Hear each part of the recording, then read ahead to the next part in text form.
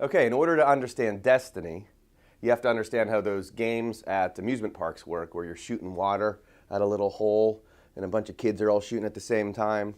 And if you hit the hole, what happens? The horsey moves.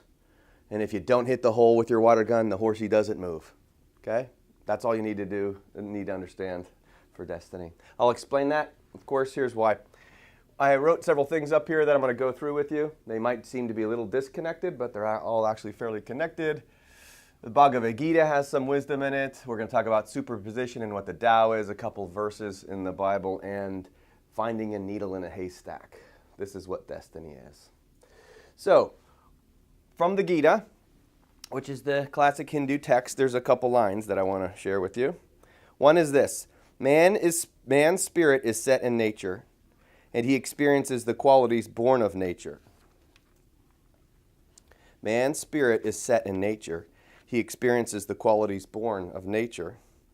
And then he really sees who sees that all actions are performed by nature alone, and that the self is not an actor. All actions are performed by nature alone, and the self is not an actor. So who's doing the action? What's doing the action? Nature. Right, the physical world. The self is not an actor. We think we're doing things, but it's really nature. This is how it works.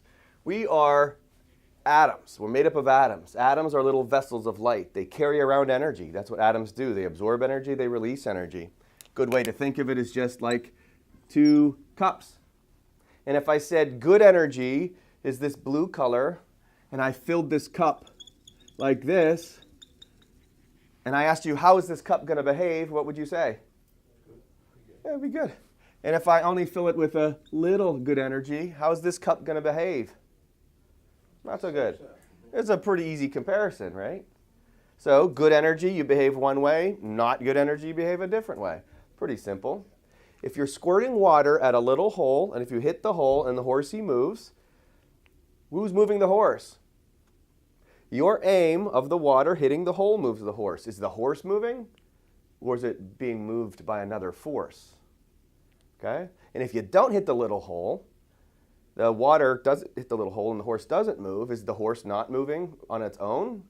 No, it's the system. The horse only moves because of the water hitting the little hole. This energy cup behaves in a certain way because of the kind of energy that's in it. This doesn't behave the same way because of the different kind of energy in it. Nature is causing all the action. Nature has this quality called superposition. What is superposition? Who remembers? Infinite possibilities. Infinite possibilities. Let me draw infinite possibilities. Here's you. You're a soul currently in a physical form. Infinite possibilities would look something like this. Now, I don't have time to draw an infinite number of these lines, okay? I'll draw about 7. But if you can imagine an infinite number of wavelengths, which is what superposition is about, we all are at a starting point, and then we all end up going through a pathway. This is the Tao. Tao in Chinese is the path. And there's an infinite number of pathways before us. Superposition and observer effect work together because the way you look at the world determines the path that you end up on.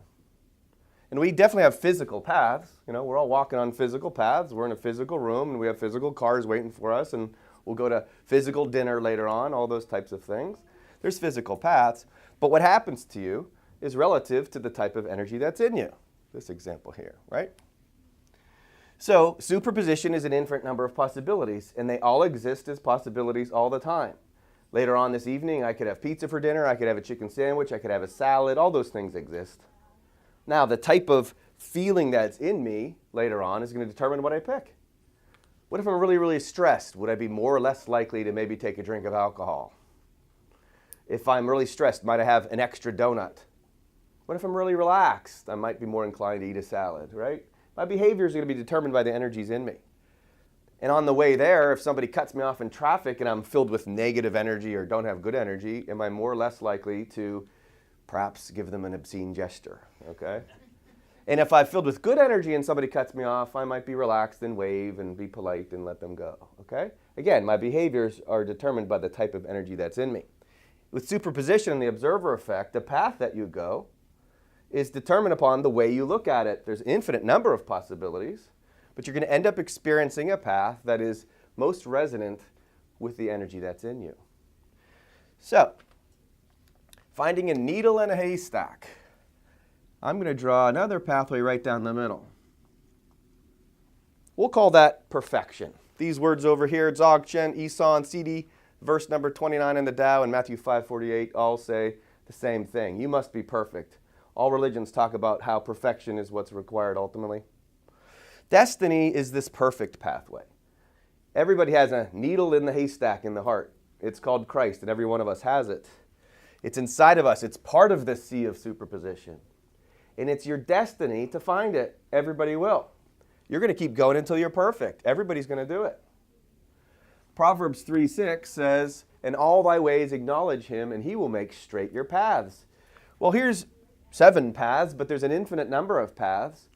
All your ways acknowledge him means keep hitting the little hole with the water gun, and the horse will move, right? Keep filling the self with spirit, and then your body moves in the direction of spirit. Jesus says, if your eye is single, your whole body would be filled with light. That's like saying if your aim is good, the little horsey will move across the game much quicker. If you're filled with the Spirit, your behaviors will be different. If this is the perfect pathway, and these are imperfect pathways, we're going to experience a whole bunch of different pathways until we find the needle in the haystack. So how do you know when you're on this perfect pathway? It's when you feel the peace within, right? Oftentimes we intersect with that for a moment. You're walking through life and you have a moment where you feel it, and you can feel it. It's divine within. You've touched that perfection. And then we walk off that pathway real quick. It's very similar to walking in the woods on a pathway, clear pathway towards where you need to go. Then you get distracted, walk into the woods, get poison ivy, get stung by a rattlesnake, whatever. All those feelings are telling you to get back onto the pathway. That's what we're here to do. Find that pathway within. Walk it. Verse number 19:7 in Psalm 19:7 says that the law of the Lord is perfect and that it revives your soul, right? Soul needs to be awakened and brought back to life, right? It's inside you. The Christ is in you, and it's a pathway. You got to find it. And the law of the Lord is perfect. What does that mean? All the physical laws of the world, all the spiritual laws of the world are helping you achieve the perfection. There's the destiny. And if you aren't on the path, as Paul says, God will surely remind you of that. It's just your emotional state. And if you're not feeling at peace, you've got some perception to shift. If you're not hitting the little hole, the horse doesn't move. And if you want the horse to move, improve your aim. Now we have this experience of destiny. And it's a physical one and a spiritual one. If you're walking another path, a path that you are attempting to forge your way in the world so that you can impress God or impress fellow man, Proverbs 3:5 has an alternative way of thinking for you. Lean not on your own understanding, right? Because if that's what you're trying to do, you're not going to find the path. But what if what you do is submit? Islam means to submit. A Muslim is one who is submitted. If what you do to submit to the power and the presence of God, the Spirit fills you and you find your path. So each one of us has skills. Each one of us has Christ inside of us. And if you can find the Christ inside of you, whatever your skills are, manifest. Who gets the credit for that? When that horse in the amusement park game crosses the finish line, does the horse do a victory dance and say, look what I did? No, the horse is dependent upon the shooter and the apparatus, okay? We, these bodies, are like that horse.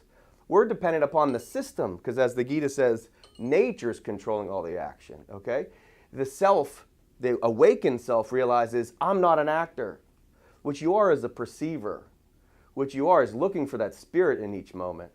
Matthew 5:37, all you do is say yes or no.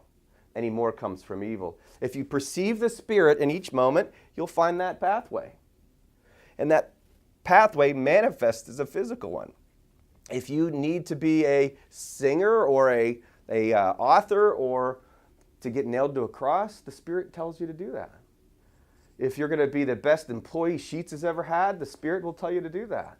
If the Spirit tells you to give an obscene gesture to a guy that's cutting you off, the Spirit will tell you to do that. And if it says to wave and be patient, polite, and forgive, the Spirit will tell you to do that. Who gets all the credit? It's this little example. You give credit to the Spirit. Jesus said, the Father has told me what to do. And the Father will tell you what to do as well. That's destiny. Everybody's going to do this. At this point, you have completely submitted to the will of God.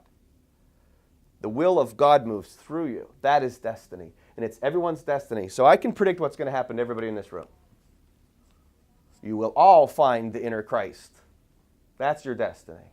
How you get there is dependent upon how good your aim is. And a lot of physical things will happen to you along the way.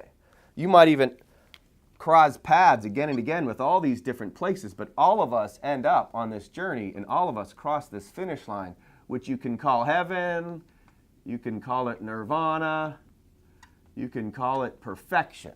Okay? That's everyone's destiny. What a long, strange, crazy, winding trip it has been, right? And we're all taking many different pathways to get there. The more you perceive the Christ within, the quicker you find your destiny.